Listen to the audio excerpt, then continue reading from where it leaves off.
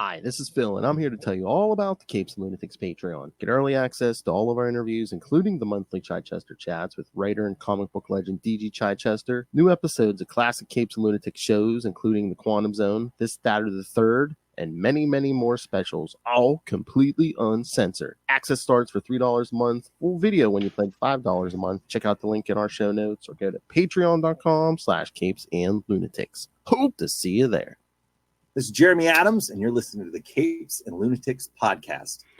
The blackest night falls from the skies. The darkness grows as all light dies. We crave your hearts and your demise. By my black hand, the dead shall rise. All right, kids.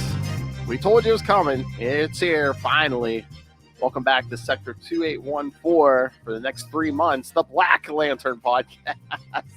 And Happy New Year if you're listening to this on the podcast. Yes, when this hits the podcast, it'll be the first of the year. So yes, happy 2024. But if it's your first time, I am Phil. Joining me, as always, master of all cores, it is. I am Will. Hey, everyone. So yes, this is week 1 of our 13-week journey covering every single part of Blackest Night. The crossovers, the miniseries, all of it. And so Phil and I were chatting before we started, and if you've never joined us before, Phil and I both dearly love Marvel's Quasar, and the title of issue 23, which is part of his good old Cosmos and Collision, the great Cosmos and Collision story, which is better than Infinity Gauntlet, is titled "Long Day's Journey into Death." And that's the road we're taking right now. That's you know what I was thinking. 13 weeks sounds a lot, but if we did go by the old Quantum Zone model and do one issue an episode, this would be all year. You know that, right? It would be all of 2024. It would be all of 2024 and over half of 2025. Because are there like 80 total issues? Is there 80? Because I thought were we cover? Oh, I was gonna say I was going by four. Yeah, it would be more. Oh. I was going by 4 issues, but some of these episodes think they have more than 4 issues. So yeah. So it'd be over a year of Blackest Night. So kids, find your black rings and get ready, because the dead shall rise. That's right. All right. Before we get into this, did you catch up on Quantum Leap yet? Yes, I did. So what do you think? Ben keeps running into the same woman. I know, and they heard that no, she's not another leaper. Blah blah blah. I don't know. There's something more going on there. I guess we will see. Yeah. In the back half, which actually, when this is airing, it is next year, so the series should be picking up again shortly. Yes. Mm-hmm. And remember earlier in the season when what's his face got the chip for Ziggy and it was sending information to some mysterious boss or whatever. I'm like, that's probably going to come back great. I'm like, is Madison's fiance all he appears to be, or is he the big mastermind, or is he working for the big mastermind? And so excellent observations. My thought is, where is Hannah, right? Because she was, of course, this was 49 that she was alive, so she was probably born in 30. Oh, she might be an old woman by. Oh, yeah, she's still alive. Maybe she wants to know where Ben is, right? Oh. But I have a thought, and I don't know. This is awful spoilery, so if you want to hear it, great. If not, but again, we have no inside knowledge. We have no inside knowledge. This is speculation, yes. Yeah. So, Addison's new soon-to-be husband, that's a spoiler. Well, she found the ring. He didn't propose, remember? Oh, that's right, yeah. He lost his wife. And my gut says that at some point Ben is going to do something that means that his wife didn't die. Oh. So he's not a good guy. He's not a bad guy. Maybe he is a really good guy, but to get them back together, right? That's kind of part of the core of this show is them being together. Mm-hmm. How do you break that up, right? You save his wife, right? So they never get together. Okay, yeah. Which I'm really curious to see how that would affect. The So timeline, yeah. I mean, yeah, I was thinking too. Okay, look, Ben is in 1949. Now he's in 1960 or something like that. Why doesn't he send a cable? This is the 60s, right? Telegram to an attorney and say, "Hey, I need you to deliver this letter 2 days after I disappeared." like Sam Beckett did, yeah. Exactly, so that they know that I'm not dead and she won't go out and find another guy and they won't bury me and the project will still be okay. But then he's changing his own past, which is weird, and changing the past of the people, but Sam did it at the end of the series too, when he made it so that But does that Al's wife yeah, didn't yeah. leave it. But does that create kind of a temporal anomaly though? Because it's like he's sending the thing from the past, and if he sends it so he doesn't leap, then how does he send the letter if he doesn't leap? I don't know, but it's just there's lots to play with temporally here that because he was of course angry that hey, they buried she buried him and then moved on, right? Mm-hmm. But okay, he's in the past so that he can say, "Don't do that because I'm not dead." Yeah, exactly. So I don't know. That's my kind of thought. But when you said the person that they got the chip from, I was like, what if that's a company that Hannah is associated with? What if Hannah's still alive? Maybe. I mean, I don't know. So it's we are Quantum Leap fanboys, aren't we? That's right. Go check out Capes and Lunatics. What was that episode? 312, 312. Yeah, with Ben Robb. Yes, we did talk to Ben Robb all about Quantum Leap and Green Lantern. And Green Lantern. So there you go. There's the connection. Exactly. All right. Shall we get to the Blackest Night? I think that the Blackest Night has fallen, Phil. It's time to no Guy Gardner. Let's get to this. Let's start talking about this. All right. So I've seen like two different reading orders, but the order I was going by was we start with Green Lantern 43. Then we go to Blackest Night, Tales of the Corps 1, and then do Blackest Night 0 and 1, that's what we're doing this week, kids. Yep. All right, so I believe we have synopses for all of these. All right, so oh my god, I love a cover 43 Black Hand. Of course, he's hugging a tombstone. Of course, it's not Martin Jordan. Of course, it's like nobody associated with the Green Lantern Corps. Of course, it has to be the parents of you know who. Yeah, Batman. Exactly. My favorite character. Thank you, fellow podcaster and Marvel Snap addict Ray. Batman. My favorite character. All right. Green Lantern, Volume 4, number 43, September 2009, Tale of the Black Lantern. Writer Jeff Johns, penciler Doug Mank, inker Christian Alamy, colorist Randy Mayer, letterer Rob Lee, and editor Eddie Berganza.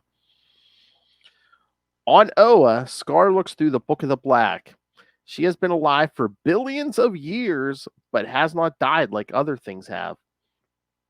Like the rest of the Guardians of the Universe, she knows that if the emotional electromagnetic spectrum is harnessed, it will herald the Blackest Night, a darkness that will consume the entire universe and all light and life.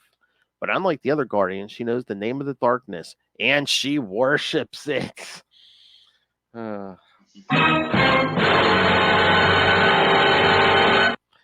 In Coast City, William Hand, aka Black Hand, lies in an open grave surrounded by rotting corpses when he hears a mysterious voice refer he refers to as death calling his name. While awaiting instructions, he reminisces about his life and how he's heard death calling his name as long as he can remember. Han's father was a mortician in Coast City, which we touched on a little bit during Secret Origin. When he was little, he obsessed about his father's job, even though his two brothers didn't. After killing and mounting the family dog, Hand is sent to a psychologist where he begins to develop a false identity that made him simply the black sheep of the family. This worked for a while, until his encounter with Atrocitus during his battle with Hal Jordan and Sinestro. Secret Origin. Secret Origin. Hold on, kids. We covered it in 2 parts. Atrocitus gave Hand the cosmic divining rod that he built to absorb power, including the light from the Green Lantern rings. Hand's obsession with destroying the Green Lantern grew from this. The light of the Green Lantern was so bright it hurt William, and he intended to destroy it. He fashioned a costume out of a body bag and assumed the identity of Black Hand to try to stop Hal Jordan. When Hal Jordan became parallax, the obsession subsided. The light haunting him had faded to a mere spark. But when Jordan became the Spectre, they encountered each other again. This encounter eventually ended up costing him his right hand. Green Lantern Rebirth, which we'll be rereading pretty soon here. Next week, in fact. And this week. Hand eventually got his hand back after meeting up with the Krolotians. This gave him the ability to hear and touch death, but also see it. He began having visions of all the dead supers in the world, including those who died and came back to life. The voice wants them all. Hand eventually ends up back at his father's mortuary, where he murders his entire family and then himself using the cosmic divining rod. Scar appears next to the corpse of Black Hand, stating that the murder-suicide pleases the mysterious voice.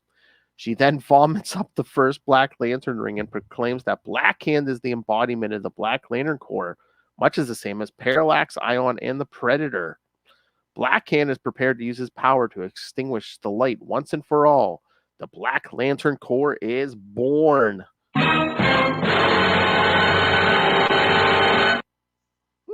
Predator. We haven't mentioned Predator in a while.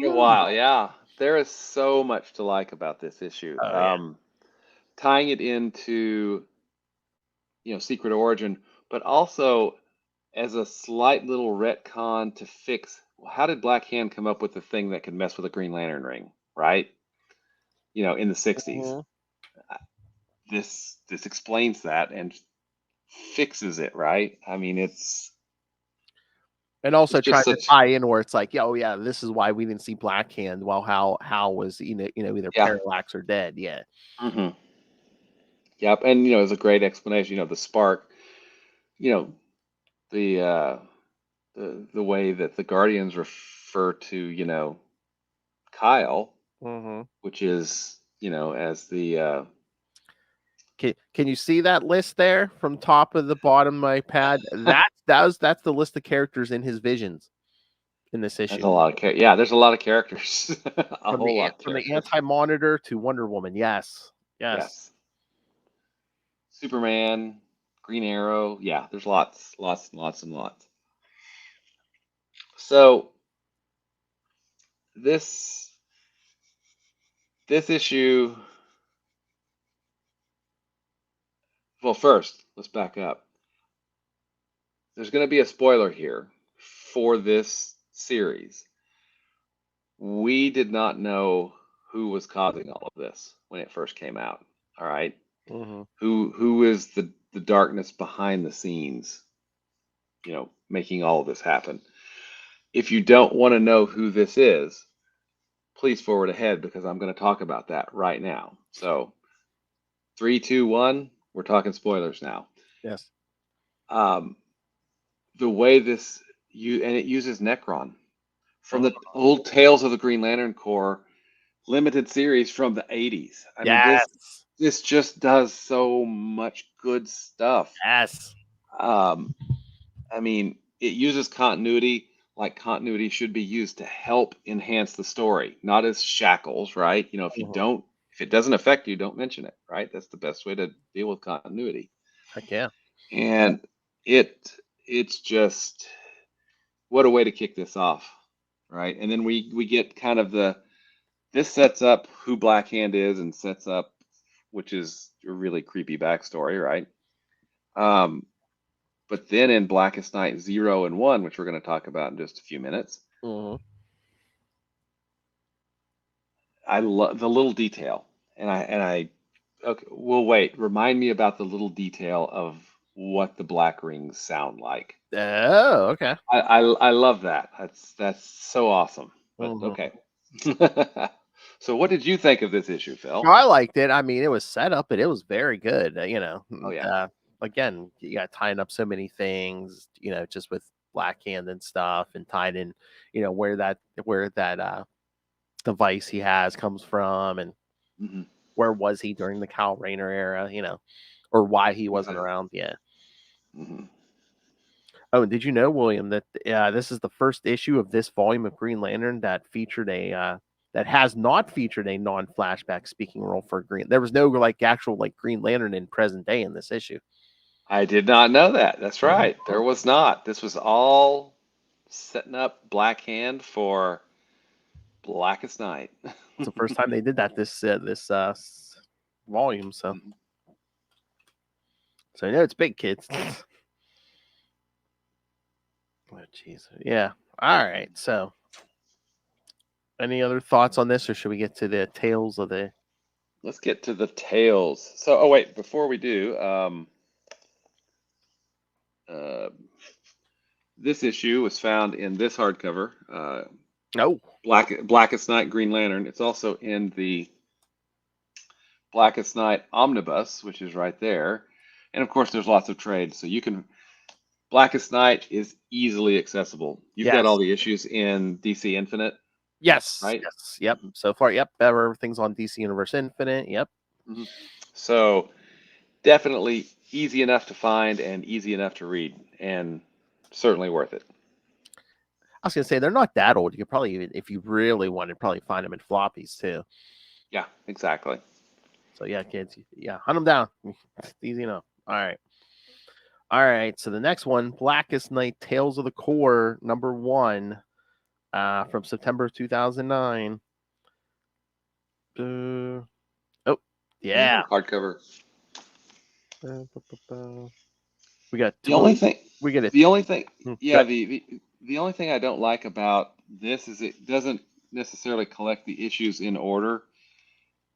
It collects kind of the stories and the profile, the story and a profile, story and a profile. It just kind of collects them all together, and, along with other stuff coming in 2 and 3, right? Yeah. So, well, it is kind of weird because it's like some of the profiles we get in this issue, we also get what is it in Blackest Night 0? Yeah, because they even had on the app they haven't again. All right, there's 3 stories. All right, there's 3 stories in here. I think I got them. There's synopsis for these all. Okay. The first one is Tales of the Blue Lantern, Saint Walker, by writer Jeff Johns, penciler and inker Jerry Ordway, colorist Hi-Fi Design, letterist Steve Wands, and editor Adam Schlauman. On Odom, the Orange Lantern Corps has come to possess the power of the Blue Lantern. Boy, he wasted no time. Exactly. He and Blue Lantern Saint Walker get into a philosophical argument, which gets Walker remembering. The planet Astonia orbits a red sun that is about to die. While their neighbors riot, Brody Walker and his family are praying in the temple. Walker decides that, in accordance with the holy text, they must search for the Messiah, prophesied to appear on Mount Helios, to a believer and save his people from themselves. The family's faith is not as strong, but they believe in him, so they set out. Although the mountain has never been climbed in their history, the family finds a bridge. The family dies one by one and falls in raging streams by poisonous plants, but Walker perseveres, reaching the top of the mountain where he finds nothing but a smooth-sided monolith. Walker rages against the heavens and it starts to rain. But by the light of the lightning, Brody sees himself reflected in the monolith. Inspired by this, Walker goes back down the mountain into the riot and preaches. He preaches all day and all night, and slowly he gets the crowd to stop. Suddenly, the sun de-ages, turning blue. Out of the sun comes a blue lantern ring, which selects Brody Walker of Astoria for his ability to instill hope. Now Brody fights to save Odom from the clutching grasp of the Orange Lantern Corps, because there is one thing the world can never take from him: hope. So, yeah, he's a believer. All will be well. Uh-huh. And we get a profile page at the end of that as well. Yes, yeah, well, yeah, we get profile pages on all these cores, yeah. Mm-hmm.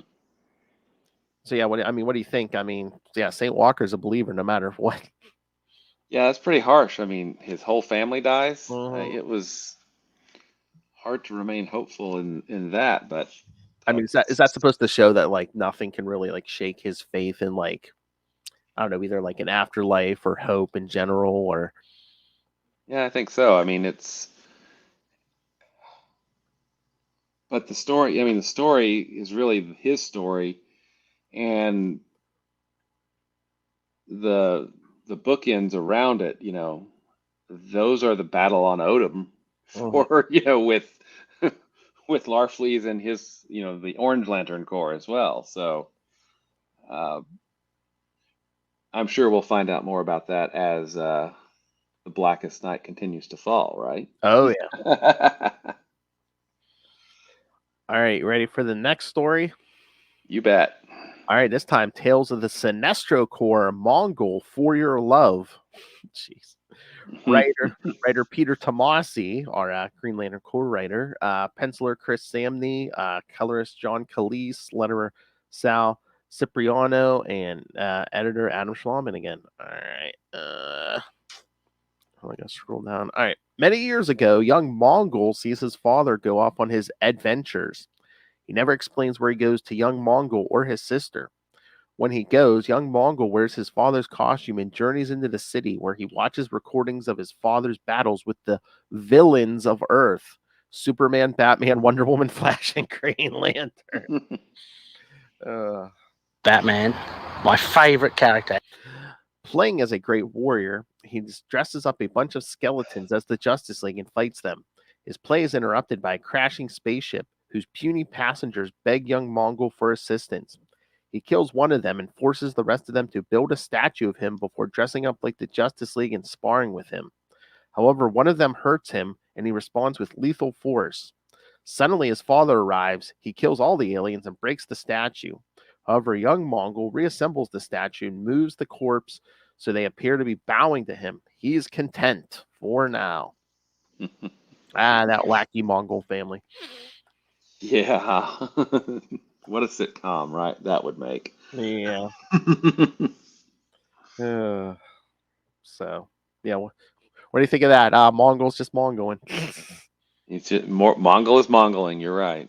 Mongol. And I love the profile page of the Sinestro Corps. I mean, that's nice. Oh yeah. Oh yeah. They're really going out of their way, because, like I said, we get profile pages. We're gonna get them in Blackest Night 0 too. So Yep. it's like they really want you to know who the players before we, really kick this thing into high gear. Yep, absolutely. All right. Now, should we get to the Indigo tribe? You bet. We really haven't gotten much about yet. And we really don't get much in this one. No, I know. Just another little tease. I know. Tales of the Indigo tribe. Writer Jeff Johns, penciler Rags Morales, colorist Nye Ruffino, letterer Steve Wands, and editor Adam Schlauman again. All right. On a desert planet, the Indigo tribe observes the aftermath of a battle between the local Green Lantern and the local Sinestro. They comfort the dying Green Lantern, but his ring cannot translate the speech of their leader. As the leader puts her hand on the Green Lantern's chest, her lantern recognizes the power as will, and she is able to use the last of his power. The Sinestro Corpsman gets up and attacks her, but she repeats her trick. Her lantern identifies the power as fear, and she creates an image of a great monster that chases the Sinestro away. All right, Will, thoughts on this little tease? Knock. Knock, knock, knock on, knock on death's door. No, I think at the maybe it was a letter column in Green Lantern. They released a way to translate. I think they did. I'm gonna have to look that up. So I'll do that as we move on to the next. I'll do that while you're reading the next synopsis. But because it wouldn't surprise me because I mean we've had Kryptonian translations before and. So I mean, and at this point, we know nothing about the Indigo tribe. Yeah. But what was just revealed is that they can use multiple emotional spectrum power. So we got they're kind of will and fear. Yeah, they're kind of like Blue Lanterns. Like their energy kind of interacts with the with other. Yeah. But yeah, it's and we won't find out more about them until later during the Blackest Night. Mm-hmm. Oh yeah, they're definitely trying to get your attention with this. Yeah. Mm-hmm. Their leaders only known as Indigo 1. Exactly. Knock knock. Knock. Knock lick. Who's there? But yeah, that Mongul thing is just funny with the Justice League. Yeah, the villains. They're villains. Yes. They are villains. But it's funny because like even like those screens where young Mongul was watching his father battle the Justice League. I mean, you could tell they're referencing certain stories like the man who has everything and Yep. Superman XL, and I'm sure that's probably from Reign of the Supermen when Hal's battling Mongul there. Yep. And I know that's an issue of Wally West Flash there when he's battling Mongul. So I do like that. Nice little touches like that. That's cool. Oh yeah. When we remember what came before. All right. Yep. All right, William. You ready to get into the main book? It's time for the main event, right? Blackest Night 0 and Blackest Night #1. That's right. All right, kids. Now, I do have a question for you. Yes, sir. So, the black rings. Woo. There we go. Did those, I think, came with Blackest Night #1? Not the 0. I think so. I'm trying to remember because was here, let me 0 might have been was it a free comic book day? It might have been. I'm thinking it was. Yeah, I think it might have been free comic book day, released as free comic book day 2009. Yeah. Cool. Very cool. Because lots of rings they did. So here we go. We've got rings here. Let's see. Yeah. Black. Brightest Day comes later. Shh, that's a spoiler. But we have all 7 of the emotional spectrum. Plus, at this point, we have the Blackest Night coming out. So we have the black rings. I'm trying to remember. They might have put out multiple. Did they put out multiple colors for Blackest Night? Because I think they did because it was. And they may have done. Did they do the Sinestro Corps? With Sinestro Corps War, did they do yellow rings as well? Maybe I can't remember. They might have. Yeah, it's been a while, but I'm trying to remember when they started that. Did they start doing green rings? Did they do anything for Rebirth or no? I don't think for Rebirth. Okay. I don't think so. I don't remember though. Unless, I can't remember either. Unless maybe they did. Could they have maybe done green and yellow for Sinestro Corps War? Maybe. Maybe, but they may have just. Maybe they just all came out for Blackest Night, and then they re-released them again for Brightest Day. I know they re-released. I think the green. I know the green was a few times. Maybe the yellow too, but yeah. And they did. These are the same rings that they released with the new Green Lantern series, which you can see here. I've got one in the. So that was for the new Jeremy Adams series. Oh. So yeah, when big things happen in Green Lantern, we all get rings. So Oh yeah, yeah. You guys can't tell. I don't have the overhead light on, but yeah, I have a display up top there. Yeah, with all the rings Will sent me. I got a full set up there in a box. So yep. the display box. All right, let's get to this. All right, so yeah, the Blackest Night number 0. It was the free comic book day issue, and also in Also in this Blackest Night hardcover and the omnibus, which collects it all, and also part of the Jeff Johns Green Lantern omnibuses as well. All the stuff that he did is collected in those big three omnibuses. I don't know. it's an important free comic book day issue when they include it in like all the reprinting and. Oh yeah, absolutely. All right, yeah. So Blackest Night number 0, June 2009. Oh yeah, see, because it came before even all those other ones. Blackest Night, Death Becomes Us.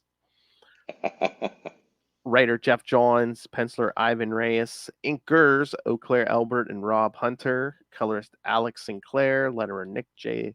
Napolitano, and editors Adam Schlauman and Eddie Berganza. In the beginning was darkness. Then came the light, and the light chose soldiers to fight the darkness. One of those soldiers is Green Lantern Hal Jordan, a fearless hero who with a mandate to protect all life. But today, Batman is dead. Sort of. Wow, yeah. What the F? That's right. That's right. Right. Batman is dead. What the F? As Hal thinks about his friend, who he constantly traded punches with, he is joined Pretty by regularly. yes. He is joined by Barry Allen, the recently resurrected Flash. The two men discuss funerals. Robin doesn't think Batman is really dead, so he won't allow them to mark the grave. Barry Allen's funeral was attended by most of the heroes who ever were or will be, and Hal's grave was desecrated because he died a villain. The world, Hal thinks, got a lot more serious after Barry died. Villains got deadlier, heroes got grimmer, and the Justice League became targets. Aquaman and Martian Manhunter are dead. Barry points out that both of them have returned from death along with Superman and Green Arrow. Hal responds that his father and Barry's mother both died when the heroes were young and never came back. Barry tries to hold out hope. Their friends have cheated death before, and if any man can cheat the Reaper, it is. And if any man can cheat the Reaper, it is Batman, my favorite character. As the heroes leave, a man in shadows surveys the cemetery. It contains Thomas and Martha Wayne, of course, Ralph and Sue Dibney, Ronnie Raymond, but this man seeks someone else. As the scarred Guardian watches from the shadows with malevolent glee, the man digs into Batman's grave and pulls out his skull. He is Black Hand, and by his Black Hand, the dead will rise. And once again, the Blackest Night has begun. Indeed. So yeah, for a free comic book day issue, there's some stuff going on here. So yes, this is right after Barry Allen's return from the dead. Dead, aka the Speed Force. Yeah, and it's really interesting to me that Jeff Johns is writing this. Yes, and he's talking about how, and he's not wrong. There's some meta commentary going on here because Barry died during Crisis. Yes, right. Sorry, air quote died. And things got a lot darker and grimmer, but it's also interesting that Johns is commenting on that because, he's the one that had Superboy Prime pulling arms off people, so it's, and murder, death, killing a lot of people during Infinite Crisis, right? So I think that's interesting. Was he just like, this is what you guys gave me to work with? So, I think there's some meta commentary going on there, but, we've got, it's a great little setup. I mean, it's a free comic book day. You go to a comic shop on free comic book day, you get a free comic, and it is Blackest Night 0. You're like, holy crap, this is going to be awesome. Okay? Exactly. Oh yeah, I mean, well, that's Yeah. the point. It's like, hey, man, we got this big thing coming up. You want to check it out? Mm-hmm. And yeah, And and you know, yes, I had, and yes, Flash Rebirth was also written by Jeff Johns. So yes. Mm-hmm. Although I don't get me wrong, I love having Barry back, and I think Flash Rebirth is good, but I don't think Flash Rebirth is nearly as good or impactful as Green Lantern Rebirth. yeah, I I mean, agree with that. And like me and Lilith always say, it's like we had to bring him back to give him like the typical modern superhero origin. You know, he has to have at least one dead parent. Because yeah, again, before Crisis, Barry's parents were alive. He was basically just a good guy who just did the right thing because he was that kind of for guy. the right reason. Yeah, Exactly. but instead we had to give him a dead parent. You know. Well, and you know, it's interesting. We're talking about Barry. You know, he wasn't a quote unquote real cop back in the day. You know, he was Oh just a scientist. Well, then this little show called CSI started, you know, yeah. and suddenly they're the rock stars of, police. So they had to make him an outcast of a C because he's essentially a CSI, Yeah. right? So I thought it was kind of an interesting, oh, they're nerds. They don't count as real cops, but now the nerds, they're the cool cops. So I mean, although I do like that, 'cause I remember I started reading Flash Rebirth, and I'm like, oh, Barry's, so his mother's dead and stuff. I'm like, I knew his parents were alive before Crisis. I'm like, oh, I guess Jeff Johns must have just retconned it, but no, it's in story. Why it's retcon, the reverse Flash retcon that. I'm like, oh, yeah. okay. At least it wasn't just someone changing history for his. It was, Jeff Johns made it a story point. I was like, oh, okay. Not just somebody punching a wall. All And right. and again, everyone thinks Batman's dead because I think I said this in the previous episode. Mm, But yeah, during Final Crisis, Darkseid was like cloning trying to make clones of Batman, making an army, and then mhm. but Batman takes the whole operation down before Darkseid zaps him with his Omega beams and send him back to prehistoric times. Mhm. So And then he ends up skipping through time oh yeah, to finally get he back. starts Yeah. quantum leaping forward. Yeah, yeah. So there Mhm. was a whole mini series, yeah, where he started off in prehistoric times. It's like he was a pirate at one point. He was like, I forget all what, Pirates. but yeah. Pirates are cool. Sorry. Oh yeah, yeah. But Princess Bride quote. Remember, pirate murdered by pirates is cool. Sorry. I mean, yeah, yeah, yeah. Pirates are always cool. Pirates are. Uh, so yeah, but so most of the world thinks he's dead because Superman picks up this clone body, checks its DNA, and says, "Oh, it's Bruce Wayne," and Mhm. then it's like, "Oh, Dick Grayson has become Batman." Yeah. So we did Final Crisis, Rage of the Red Lanterns. So that was Yes. one of the crossovers. That was part of the Rage of the Red Lanterns arc. Yeah.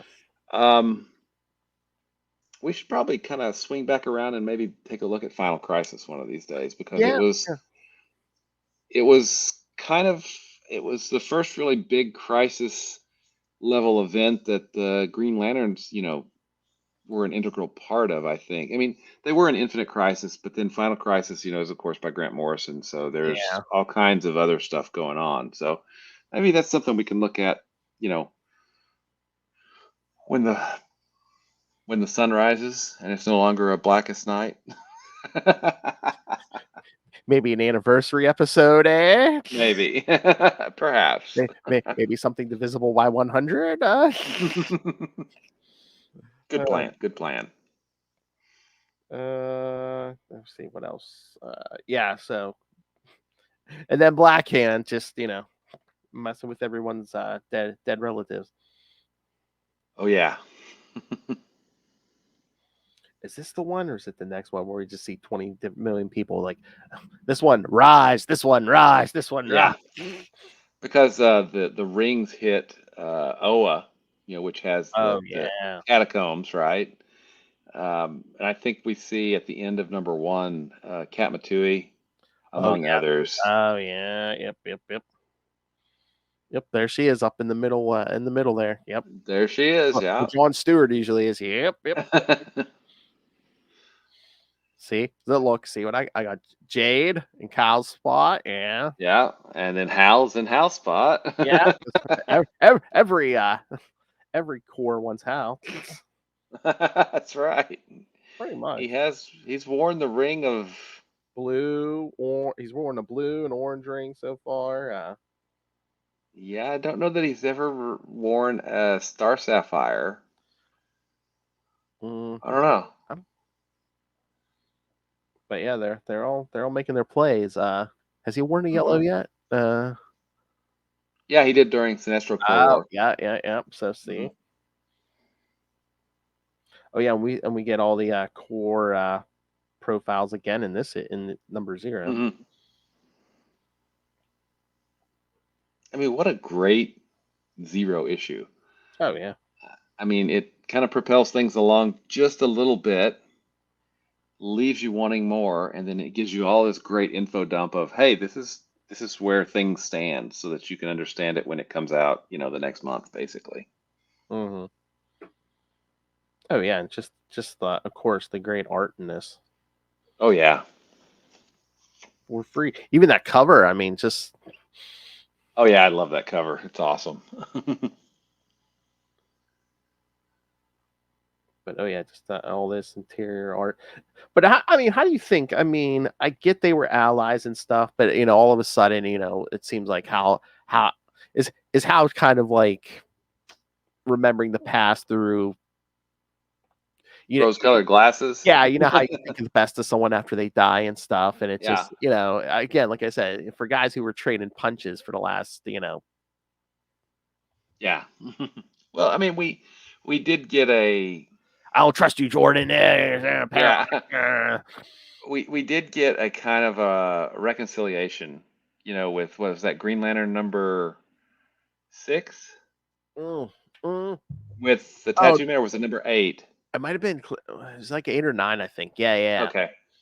And he says, what's the plan? I'm going to hit him with a really big boxing glove. Yeah, because wasn't it the last issue before 1 year later? Yeah, something. I think it was. Yeah. And they have a little back and forth, and I think they kind of reconcile at that point. Yeah, when Hal let him wear the ring and stuff, and yeah. Yeah, and it was. I think it was interesting that Batman reacted to him the way he did because Hal's turn to Parallax hurt him the most, right? Yeah.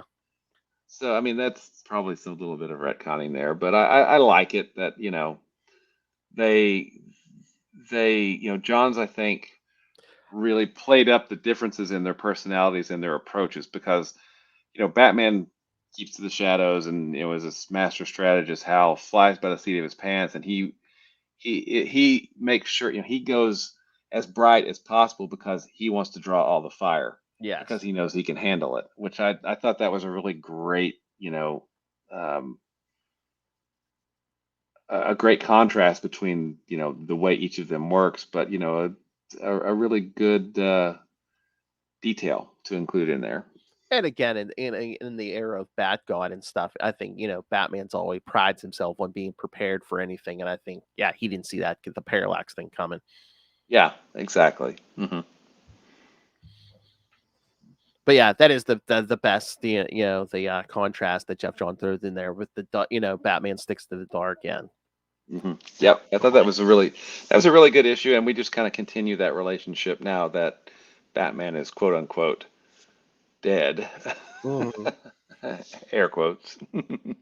Oh yeah, did you get is this in any of the collections, the letter from Jeff Johns in there? I don't know. 4 years ago, maybe. I think I've read that.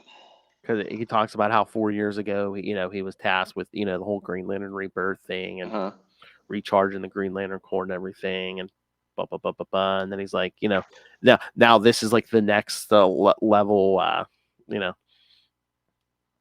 Yeah, I'm not sure. I've read it somewhere, so I'm sure it's collected in one of the various collections that I have of this. Okay, so I was saying, I know it's in the floppy. It is on the app. They actually do include that. Yeah. But yeah, to basically just say, Green Lantern Rebirth was step 1, then Sinestro Core was like step 2. Now Blackest Night is the big step 3. Oh yeah, absolutely. Mhm. But yeah, it ends with this July, the dead will rise in more ways than one. And again, every time we come up to this, I just have to say, I don't know if it was Jeff Johns. I don't know who came up with the idea to resurrect canceled series Yes. as part of this, but it's freaking brilliant, and I salute them. That is genius. It truly is genius. And we're gonna get to them all, kids. That's right. All right. We really want to kick this in and get the Blackest Night #1.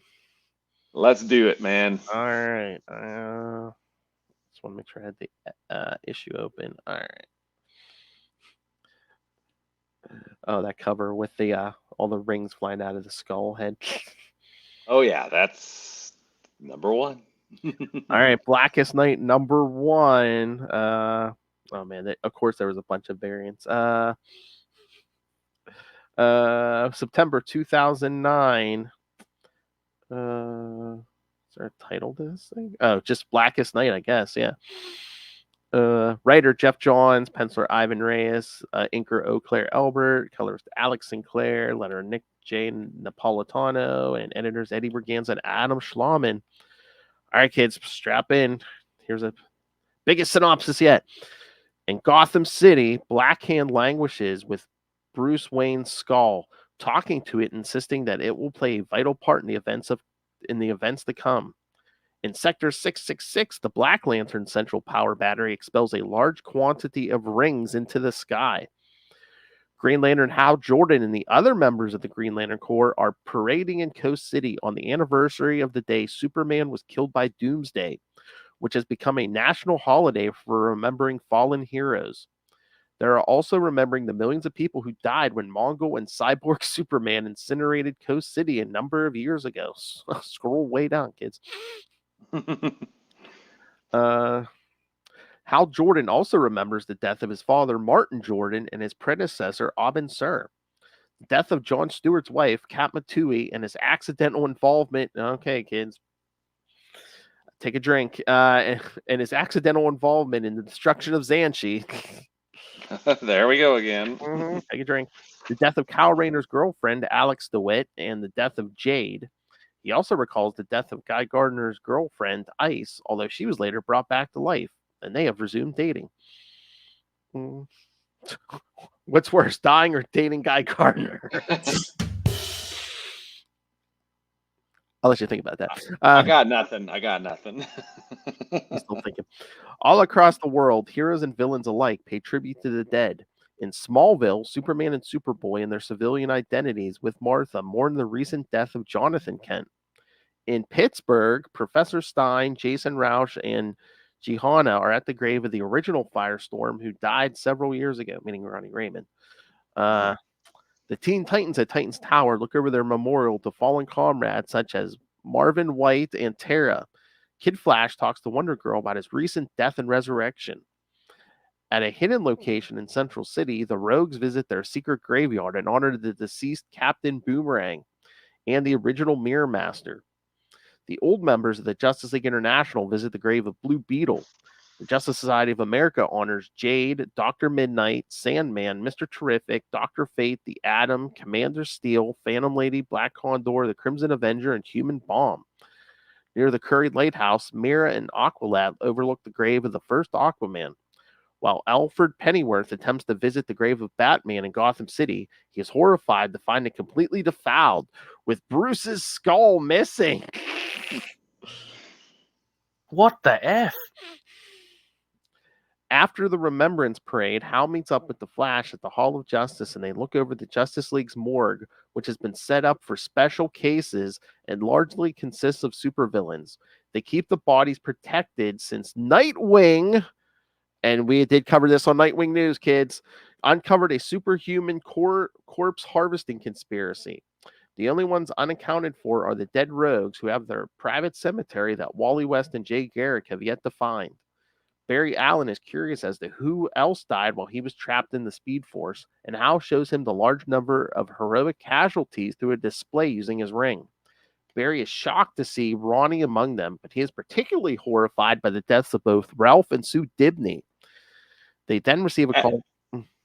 As was I, Barry. Oh, As yeah. was I.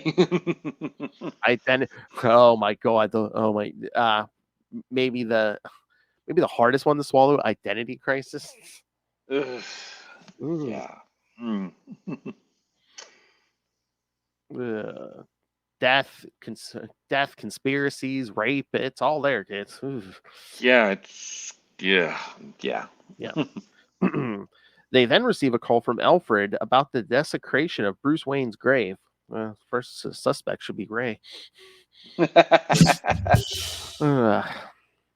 Elsewhere, Hawkman argues with Hawkgirl over their destiny and about whether or not they were destined to fall in love and be with each other, as according to their mutual history of reincarnation, Hawkman is also angry that the Atom's wife, Jean Loring, is being honored as a fallen member of the community, despite her being revealed as a serial killer during Identity Crisis. Oh yeah, and then that whole story with the Hawks being constantly reincarnated, that was Jeff Johns also, right? Yeah, actually, that Hawkman series that he rebooted, that spun out of the JSA, that was really good. I enjoyed that when it was coming out. I mean, it was he was Conan the Librarian. It's kind of he was an archaeologist, but he was liked to really mess people up. So there you go. It was kind of a nice way to tie in, like, because there have been so many Hawk people and so many iterations of that character. So it's just like, yeah, it started in Egypt. They're just constantly reincarnated. Exactly, and then I think it dealt with the Silver Age Hawks that founded the Justice League were bad guys. They were like Thanagarian spies or something. Yeah. Like that was from Invasion, I think. But I can't remember what the continuity is now. It's changed, I'm sure. Yeah, I'm trying to remember, because was Qatar Hall from Thanagar also in that reincarnation thing, or was he it's just there's a lot going on there. Hawk World. Yeah, there's a lot going on there. I know 0 Hour, they kind of merged all the Hawkmen who were alive at the time into like one Hawk person. Yeah, 0 Hour. Gift that keeps on giving. That's right. Absolutely. And who was the criminal mastermind behind that whole thing? Parallax. I, of course, love Hal Jordan. Yeah, I guess. Oh, did you see that? I don't think I ever saw it before, but a few weeks ago I saw. I guess that I don't know if it was like some kind of con exclusive, but I've never seen it in the wild. But they must. I think they have like a Funko Pop of Parallax. But it's really, I think it's an extremely rare one. Yeah. I didn't know about that. I'll have to look that up. Yeah. On Oa, the Guardians of the Universe are heavily concerned over the currently raging War of Light and believe they have, in some sense, failed their mission statement. Sensing the Black Lantern rings flying across the universe, they realize that Ganthet was right and that they can only prepare for the Blackest Night and attempt to call for help. Before they can make a distress call, the Scarred Guardian appears and begins brutally murdering them and even eats their hearts. The rings find Morrow, Crypt Keeper of the Green Lanterns, and bypass his protection to take the bodies of fallen lanterns. They begin taking bodies from all over the universe. The rings cry out for flesh. Scar explains that they need to feed on hearts that are full, unlike those of the Guardians. Full of emotions from all other colors of the emotional spectrum, and an army of resurrected zombies rise from the dead from the Green Lantern crypts. The Black Lantern Corps.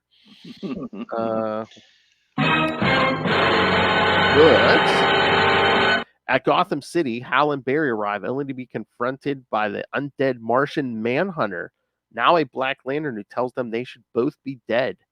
At St. Roque, Hawkman and Hawkgirl continue to argue, and they reach a breaking point of emotions as Hawkgirl was finally about to admit her true feelings. The two of them are ambushed and brutally murdered by two Black Lanterns, the Elongated Man and Sue Dibney.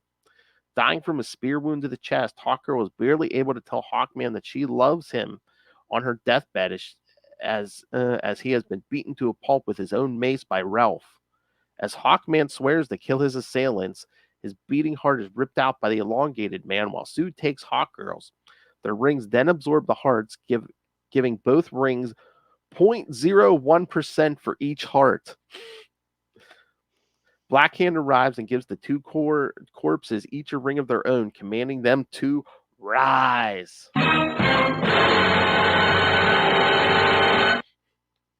Boy, is the universe too dark, Jeff Johns? I don't know.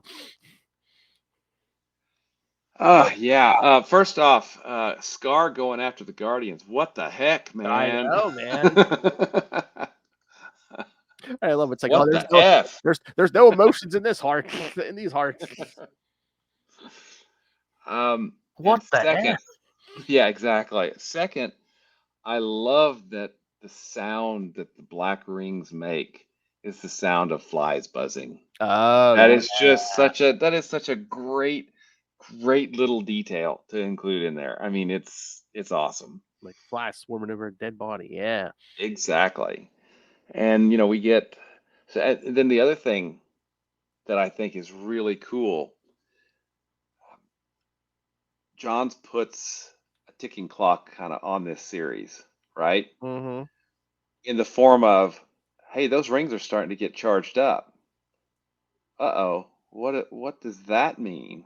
What happens when they reach 100%? Right? We will find out, gentle readers. We shall find out. But I love in that crypt they even have like, I mean, of course he does his homework, and Jeff Johns wrote Infinite Crisis, but you even see like Alexander Luthor for Earth 3, and Yeah. oh yeah, oh yeah, Azrael. All these I'm just scrolling about all the deaths they either talk about or show people getting resurrected. I'm still scrolling. There's a lot. Mm-hmm. There's a lot. Oh wait, did Cal or anyone mention that Adara, remember that Green Lantern who stole his ring in issue 56 and then killed herself or whatever? Oh, she's mentioned in this? She's on the list, so I'm like, did she get mentioned? Well, but she was originally a Green Lantern. Yeah. And then the ring didn't work for her, so then she she wasn't in that crypt, was she? I don't know. I wonder if they, once the core was brought back up, I wonder if they went out and found, all the previous Green Lanterns and buried them where they should be. I assume maybe they did that. They had one crypt keeper, and both. Of course, they sent two people. Scar sent two of them to find, the Anti-Monitor's remains. So maybe they could have. I mean, there was only 3,600 of them, right? Yeah, because there's another big list. I mean, I don't know if these are all the Green Lanterns that are supposedly resurrected. I mean, again, no one can see past Count Matui because that was the shocking one. But no, because Chip's on this list was run over by a truck during Mosaic. Mosaic, yeah. Which is interesting because how could he be there? The planet was blown up. Mm-hmm. Was he buried on Oa? That's the thing. Maybe did we ever say, or was he taken back to his home planet? It's like, yeah, maybe. I don't know. Well, shouldn't that apply to Kat Matui? Did we ever say where Kat Matui was buried? Well, she was murdered on Earth. I assumed that was kind of after the Guardians left. So it was after the Guardians left, because it was after Comics Weekly. I'm sorry, I didn't hear that, Phil. I don't think you said anything. Yeah. So maybe they brought her up to the crypt. Yeah, after the Oa gets brought back. Yeah. And that actually kind of makes sense. I figured John would want her, because she was an excellent Green Lantern who got that story. Of all the characters to bring back, why can't we have Kat Matui back, right? Mm-hmm. Oh my lord! Oh my god! I don't know if I even noticed this. The Flash lingers in the morgue on the corpse of Psycho Pirate, who's involved with his death during the Crisis on Infinite Earths. That's right. Yep. That's some detail, man. Mm-hmm. Elongated Man reappears with all his fingers, despite it being torn off by Neuron during the course of 52. I'm willing to forgive that. That's serious. Although 52, I think 52 was good, but just the fact that they were able to pull it off. I Oh mean, yeah, talk about an yeah. undertaking, a weekly, 1 year comic a week, and they did it, and the quality was really, really good. It was I it think was it's am- what it they. was I think it's awesome. originally what they wanted to. I'm sorry. I'm sure it's originally what they wanted to do with Action Comics Weekly, but they finally pulled it off. What 20 some years later? Exactly. Uh, oh yeah, I'm just looking at watch. There were so many variant covers for this issue one. Oh yeah. One, two, might have been at least 9 variant covers for this thing. Textless ones, fourth printing yellow cover, second printing red cover. Okay, second printing was red, third printing was orange, fourth printing was yellow. I wonder where they got those colors from, I Phil. don't know. I don't know. I don't know. There was a retailer incentive red cover. Yeah. All right, Will. Yeah. Oh yeah, and they did. Yeah, I'm looking at some of them right here. Oh yeah. Oh yeah. That was 1A and 1B. I just see 1A and 1B. I don't see the reprint covers. Yeah. I mean those covers with like Hal and everyone on the cover are cool, but I don't think anything gets your message across more than that main cover, just with this open mouth skull, which is black rings flying out of it, and one eye being the symbol. Yes. Yeah, it's pretty darn awesome. Yeah, this is, I had forgotten how good this is. And I'm glad that we're getting to read it again because oh yeah, it's been a long time since I reread this. Yeah, I haven't read it since it came out, and I'd forgotten how I remembered kind of Barry and Hal being in a cemetery and Batman's skull, but other than that, I was like, I remember who the villain is. Spoilers, but I didn't remember how it kind of. I forgot the details about them needing to charge the black rings up, and so yeah, this is I'm excited. I might not have read this since it came out either, so I'm very interested to read this in order and bigger chunks. So because I was probably just reading as it was coming out, so which I still enjoyed it, but but I just didn't. I don't really remember it. It's not. Yeah. It's not something like Rebirth or Cosmos and Well, Collision or and again, lots of things that I've read it's over not. and over and Yeah, I was over. gonna say it's not something you haven't read over and over. Oh yeah, I remember like 90s stuff better because I've reread those over and over and over. Yeah. Well, and one of these days I want to take some time and I want to read.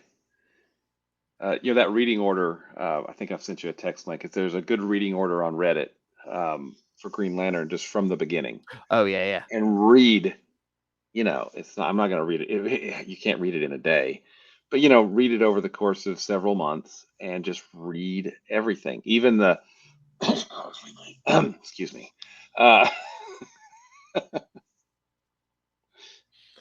Oh yeah, yeah. I think that Reddit list. I think that's what I've been following when I make the schedule up. So yeah. But I think it would be interesting just to kind of see how because for right now actually, and I've been thinking about this a little bit. This is mildly kind of a tangent to Blackest Night, but with the Green Lantern archives. You can get up to about 60 something, I think. But if you go with the Green Lantern Silver Age Omnibus, which they are these guys right here. I don't know if you can see them. They get you up to 75. All right. Yeah, so up the Hard Traveling Heroes, yeah. Yeah. And then 76 is Hard Traveling Heroes. After Hard Traveling Heroes, the hardcover of I think it's called Space Traveling Heroes, Green Lantern Space Traveling Heroes. It goes from 90 up to about 106. So you can pretty much read without having to own the original in often very, very expensive comics, you can read, the first 106 issues of Green Lantern, plus I think the Hard Traveling Heroes Omnibus is coming out soon, and it's going to include those Flash issues as well, because for a time between Green Lantern 89 and Green Lantern 90, when the series was canceled, Green Lantern was a backup Yes. story in Flash. And they collect all of those inside, I think, this omnibus. So you get from 76 to 89 plus the Flash issues. So it's very possible to read, almost the first, probably the first 12, 13, 14 years of Green Lantern just in collected format, which I think is pretty cool. I mean, it's not, you young whippersnappers. It's not like today where, we've got multiple collections of, for instance, the Blackest Night or of Green Lantern. Jeff Johns' Green Lantern Omnibus gets his run from Rebirth up. We've got the hardcovers, which are up there behind me. We've got, trades of all this stuff. So it's great that these stories are still in print, but, it'd be nice to be able to read Green Lantern as a whole by having all of those stories in print. And I think you and I have talked a little bit about this before, but for the longest time, Green Lantern was only like a 12 or 16 page story, because it always had for most of its run post 100, it had a backup story. It was Adam Strange or something else, right? Or even, it makes more sense when it's Tales of the Green Lantern Corps later on. But, I think that really kind of hurt, because most stories at this point were multi-issue stories, multi 22 page or, 24 page stories. And, Green Lantern was pretty much half that, right? And I really think that hurt the title during, the 70s and the 80s, at least in my opinion. But, okay, Tangent has come back now. The Tangent Green Lantern. Sorry. But it is great to be able to read these stories in a collected format. It's one of the great things that have come about, while I've been reading comics in my lifetime, and it's wonderful. I love it. Oh yeah. Again, we see stuff come around, and hopefully sometimes grave injustices get rectified. Yes. Cosmos in Collision hardcover. Excuse me. Sorry. Oh my! Reprint the whole series. Put the whole series on Marvel Unlimited. Omnibus. New Quasar. That's right. Hey, oh man, can you imagine? Marvel's been doing like a bunch of miniseries set in the 90s, like DG Chichester's doing his time at, from Daredevil. Peter David's done some Hulk and stuff. Ron Mars is doing Silver Surfer, and and did Captain Marvel. Yes. Can you imagine? Oh my god, if we still had Grunwald, he could have done a Quasar one. That would have been awesome. Totally awesome. Need someone to pick that up. Yep. I don't know who would fill his boots up, but no, I don't think anybody could. It would have to be something different, because nobody can do what he did. So it would have to be something new and different that would hopefully still be good, but not. It can't be like it was. It would have to be something different. Perhaps a student of all things Grunwald, maybe a new up and coming comic book writer. I would love to try. And I would love the backseat drive for you, my friend. I'm here for that. I am here for that. All right, William. Anything else? Nope. I just that I'm impressed. This is better than I remember it, and I'm looking forward. And we have just got started. Exactly. I'm looking forward to the rest of the Blackest Night. All right, so next week we're kind of going to do more of the same, because we're next time we're going to do Blackest Night, Tales of the Corps 2 and 3, Okay. For each series. Green Lantern 44 and Blackest Night number 2. So another 4 issues. So All right, series. cool. But then in 2 weeks, that's when we really get going because we'll do Blackest Night Batman number 1, Blackest Night Superman number 1, Blackest Night Titans number 1, Green Lantern Corps 39. We're finally going to get there's that other Green Lantern Corps, right? Mm-hmm. And the first of the Resurrected series, Starman 81. Nice. A great series from was that late 90s, early 2000s that Starman ran? I think it was, I think it started in late 90s. Yeah, because he was in 0 Hour because he had a 0 issue, right? Yeah. And remember, he showed up. He was talking to Cal during Hal's funeral. Remember? That's right. Yeah. Yeah. So that series is that's just a classic series. That Starman series by was it James Robinson? I believe so. Yeah. And the art was I cannot remember his name. Dang it, I'll have to look that up. But yeah, it's great art for the series with great covers. It was one of the last series I think that Archie Goodwin edited. So yeah, it was awesome series. All right. So And it's coming back. It's coming back. All right. All right, everyone. So send us your thoughts because you want to win a Green Lantern prize pack. Send us feedback on Blackest Night. We're only asking you to do something fun. You can send a typed email. You can call our voicemail. You can send audio to our email. It doesn't matter. Send the feedback. Audio is the best because then we can just play it on the show. Yeah. All right. So send us all your thoughts and win a Green Lantern prize pack. Email capesandlunatics@gmail.com or call the voicemail 614-382-2737. That's 614-38-CAPES. And remember, you can find all things Capes and Lunatics, episodes, social media, merchandise, the Patreon. Oh, you're going to love this. All right. The Patreon, where as great as it's been, in 2024, Lilith Hellfire is going to be back in. More vicious and brutal than ever.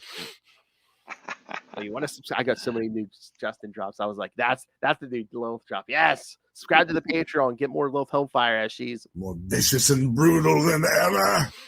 All right. So find everything all in one place. That's tubespace.io/Capes and Lunatics Podcast Network. That's tubespace.io/Capes and Lunatics Podcast Network. I love it. All right, Mr. Will Hall. Justin and his drunken unboxing videos. All right, Mr. Will Allred, master of all cores, master of the quantum zone, as he's going to read all of these for the new year, and master podcaster and Kickstarter. Kickstarter comics. My tongue just went dead. Where can people find you? You can find me at Walred. That's at Gmail and Facebook and Blue Sky and still X, although probably not for much longer, even though it's not Twitter anymore, but whatever. Probably on a few other social media things that I've set up and forgotten about. But if you'd like to check out some of the comics that I write, you can do that at Crossover Division. Ooh, thank you, sir. CrossoverDivision.com. We'll be hopefully later this week. I'll be sending out the basic PDF for our hardcover that we crowdfunded earlier this year, and then the hardcover should be being printed as we speak, I hope. So those will go out, and then in late January we'll be launching Crossover Division number 5. So that'll be on Kickstarter, and check it out. I'll have those links out there, and hopefully you'll enjoy it. If you'd like to check out Diary of Night, which is another book that I do, you can do that at diaryofnight.com. And finally, you're listening to Phil and I here, so obviously you have great taste. Yes. That That means you probably love Marvel's Quasar, which we may have mentioned once or twice or 100 times during this particular podcast. Oh, yeah. But if you'd like to find out more about Marvel's Quasar, you can do that at the Quantum Zone, quantumzone.org. Seems like I'm getting a package every other day. I am God. I hope it's going somewhere nice. Because They aren't even attempting to enter our orifices. Star Blast, man. Star Blast. And of course, kids never forget. I, of course, love Hal Jordan. Absolutely. All right, kids, come back next time. Again, this was only the first week of 13 weeks of Blackest Night. Back for week 2, Blackest Night Tales of the Corps 2 and 3, Green Lantern 44, and Blackest Night number 2.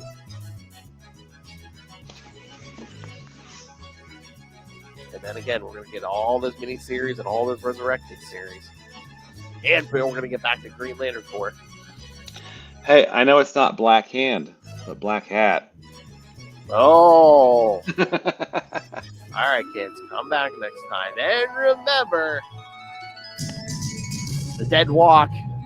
Even they're fans of Batman. Good night.